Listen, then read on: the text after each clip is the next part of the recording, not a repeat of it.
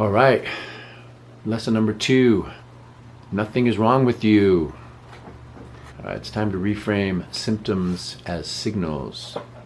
So if you spent any time trying to heal your body, your habits, your life, you probably learned to approach yourself the way modern culture approaches land, looking for what's wrong so it can be corrected as efficiently as possible. Yellowing leaves, add fertilizer. Weeds, pull them out. Poor yield, replace the crop. That mindset works just well enough to keep us busy and just poorly enough to keep us frustrated. But a living system does not behave that way for long. When a garden struggles, a seasoned grower doesn't immediately ask, "What's broken here?" They ask, "What happened here? What pressure did the soil endure? What season did I miss? What did it adapt to when no one was watching?" Your body is no different. Most of what we call symptoms are not errors, they're adaptations. Intelligent, creative, sometimes costly adaptations to conditions that once made sense, like fatigue, anxiety, inflammation, withdrawal, hypervigilance, numbness. These are not random malfunctions. They're the body's way of surviving weather it did not choose. So think of compacted soil. Soil becomes hard not because it failed, but because it was walked on too often, or ran over with heavy equipment and gave it no rest. No organic matter was returned. So over time, roots struggle, not because they're weak, but because the ground has learned to brace itself. When you look at compacted soil and you curse it, you miss the point.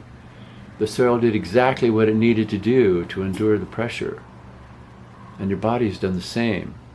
So this lesson is here to gently remove the habit of self-blame. Not by pretending everything's fine, but by restoring context. By seeing symptoms as information, not accusations.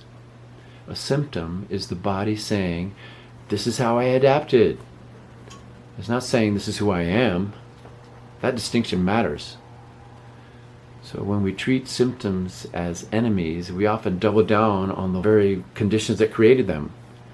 We push harder, we optimize, we discipline, we force productivity onto soil that is already exhausted, and then we wonder why nothing improves. In a garden, you don't yell at plants for wilting. You ask about water, heat, root space, soil life. You look at the whole system. In this school, we do the same with the body. Nothing is wrong with you means this: your body has not betrayed you. It's actually been loyal, sometimes to a fault. It learned to hold tension because release wasn't safe. It learned to stay alert because rest came with consequences. It learned to slow down because speed caused damage. And it learned to shut down because feeling too much was overwhelming. Those adaptations deserve respect before they deserve change. This doesn't mean you keep everything exactly as it is. And gardeners don't leave compacted soil forever, but they don't attack it either. They aerate slowly, they add organic matter, they let microbes return. They give it time to breathe again. Healing works the same way. Before we decide what to fix, we learn to understand what the body has been protecting. We ask what each symptom might be holding in place, not to romanticize suffering, but to avoid repeating the same harm with better intentions. So for today's practice, I invite you to choose one thing you've been calling a problem. Instead of asking, "How do I get rid of this?" ask, "What might this be protecting me from?" And you don't need an answer. And you may not like the question, and that's fine.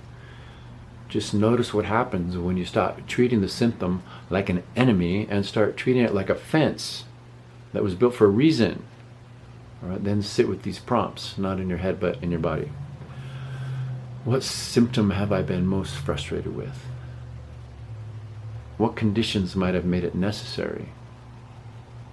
And if resistance shows up, let it. Resistance is also information. In a garden, resistance often means there are roots deeper than you thought. This lesson is not about absolving pain.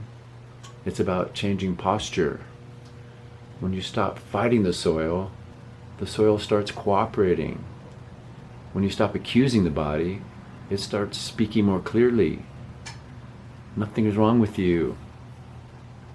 Something has been happening, and now instead of fixing, we begin tending.